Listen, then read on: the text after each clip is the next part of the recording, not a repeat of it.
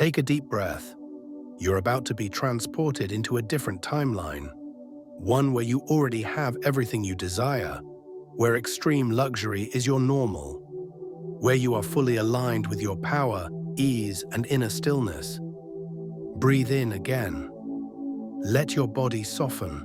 Let your mind release its grip. Let yourself remember, this is an immersive experience. Every sound, every image, every word is designed to tune your frequency to the wealth, beauty, and expansion that already belongs to you. You don't have to chase it. You're stepping into it. Breathe in again. Now, welcome to the version of you who already has it all. You don't enter through the lobby. You ascend directly from the tarmac in a chauffeured Maybach, escorted quietly through a private entrance beneath the hotel. No words, no waiting. The air smells like cashmere and marble polish. Precision hums in every corner. You step into a private elevator, soundless, seamless. The only button, Penthouse. It glows under your fingertip, golden and soft. The doors close and the ascent begins. It doesn't feel like movement. It feels like being lifted into your next level. When the doors open, silence greets you first, then space, then light.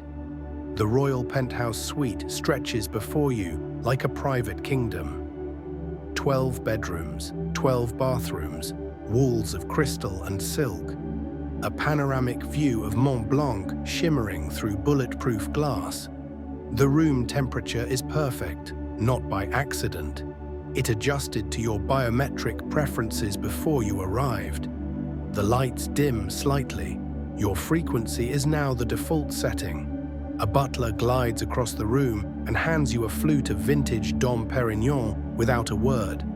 He bows, not to serve, but to acknowledge. You take a sip. Cool, clean. The taste of high-altitude decisions. You walk slowly across marble floors veined with gold. The sound of your steps echoes in confidence. The Steinway grand piano glistens in the center of the suite. You touch it. It's tuned, ready. Like everything else here, it waits for you. A team has already unpacked your luggage. Your suits are steamed. Your jewelry arranged by aura. A leather folder lies on your desk. Today's briefings, marked urgent but silent. Even urgency here knows how to wait for your attention.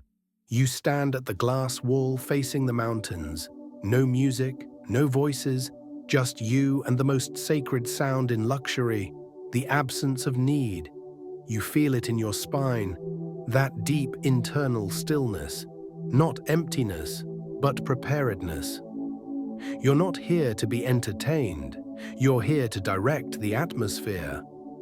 You walk into the master bedroom. The curtains shift on a silent track. Everything is anticipatory, like a staff of frequencies bowing to your state of mind. You sit at the desk, open your laptop. This isn't where you check email. This is where deals become decisions. And as you exhale, slow and deliberate, you think, this isn't just a suite. This is a throne built for quiet empires. You walk through the suite slowly, barefoot now. The floors are warm beneath you, silent, soft, solid. There are no creaks, no distractions. Every texture underfoot has been curated for deliberate ease. Every line, every edge is designed not to impress, but to affirm. 12 bedrooms, each with its own identity. Not themes, frequencies.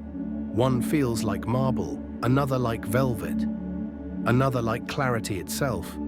You open each door as if opening realms. Nothing feels excessive, everything feels earned. The lighting shifts as you move. It follows you like a loyal thought. The air adjusts, humidity calibrated to your skin. The scent, cedarwood and vetiver with the faintest whisper of bergamot. Expensive, barely perceptible, like your presence when it walks into a boardroom and changes the temperature. The windows are bulletproof, not out of paranoia, but out of design. Because the truth is, Power this focused is always protected, not with noise, but with architecture. You step into the dining room, a long lacquered table, hand-carved chairs upholstered in dove grey silk. No one is seated yet, but you can already feel the echo of conversations that haven't happened. Deals formed through eye contact, not pitch decks. A staff member walks past, tablet in hand. No questions, just quiet efficiency. Your requested tea, jasmine pearl, is already steeping, served in Japanese porcelain, placed gently beside a notebook that matches the color of your mood. Obsidian. The art on the walls doesn't scream. It doesn't name drop. It whispers. Abstracts and minimalists, brush strokes that mimic your own mental pace. Decisive, smooth, unhurried. You notice the Steinway again. This time you sit at it. One key press, C note. It rings out, pure, resonant. It sounds like legacy. You play a few more notes. Not a melody, just tone, just memory. This isn't a performance. This is acoustic alignment. The room listens. A private elevator is tucked behind an invisible wall. No buttons, just biometric access. It's the only way to enter or leave. And the message is clear. Access isn't granted, it's embodied. You walk back toward the glass wall, Geneva below, Mont Blanc in the distance. You're not above it all, you're surrounded by clarity. And in the silence, a truth becomes obvious. This suite wasn't built for comfort, it was built for command. The boardroom within the suite is unlike any you've seen. Rounded walls, no hard corners. Everything here is designed to support dialogue, not dominance. You walk in alone first. The air is crisp, scented faintly with cardamom and leather. The chairs are already arranged, water poured, notepads laid out with mechanical precision. A single pen rests beside each. Black ink, heavy-bodied. No logos, just quiet presence.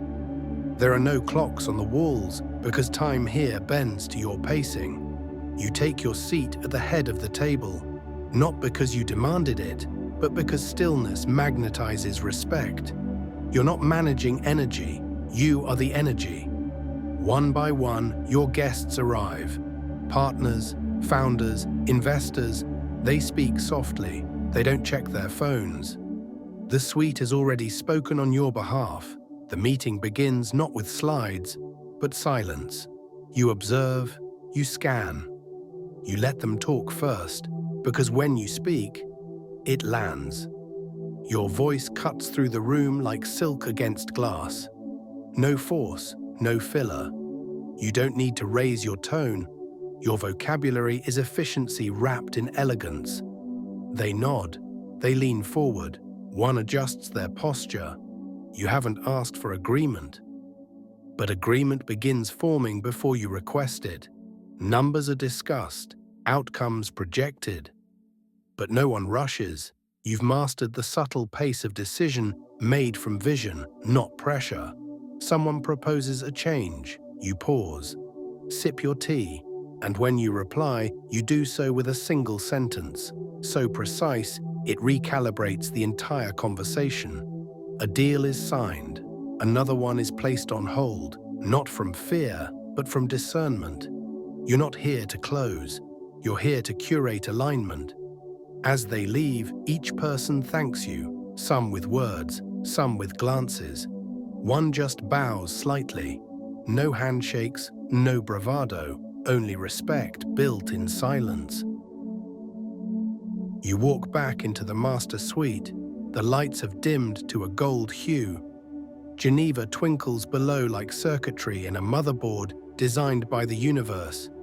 You remove your shoes. This is not relaxation, this is ritual. Your clothes are taken away by invisible hands.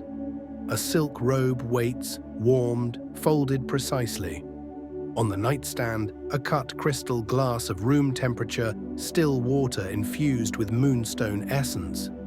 You drink it slowly. Every sip feels like alignment returning to your bloodstream. You step into the marble bathroom. Heated floors, a tub carved from Italian stone already filling with steam and silence. The water has been infused with amber and hinoki wood.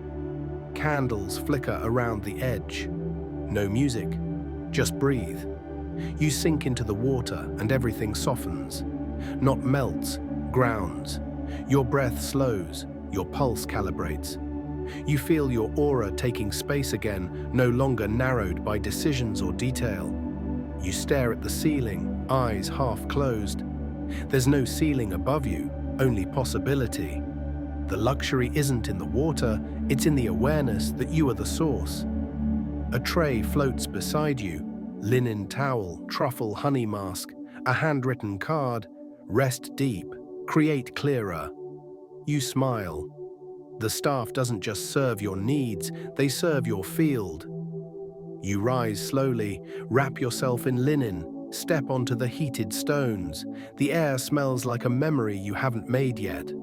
On the bed, your journal, a pen, a single white orchid. You sit, towel-wrapped, skin radiant, and write one sentence. I no longer react, I orchestrate. You lay down, sheets like whispered silk, a pillow infused with vetiver and sleep-programmed sound frequency waves. You don't close your eyes to sleep, you close them to expand. And as you drift, you hear a single sound, wind brushing past Mont Blanc. No alarms, no expectations, just one knowing anchored in your body. Power doesn't need to speak loudly, it already moved the room. Dawn doesn't wake you, it enters with permission. A quiet glow fills the suite as the curtains open silently on a timed rhythm, revealing Mont Blanc bathed in light. You open your eyes slowly, no alarm, no disruption, just presence. You are already rested, already clear, already ahead. The sheets fall from your skin like water. The air feels fresh but warm. A robe waits for you, cloud soft, embroidered with your initials. Your slippers are placed precisely beside the bed. No excess, no noise, only intentionality. You walk to the terrace barefoot. The city is still, the mountains regal. You take a breath. It feels thick with peace. There's no rush.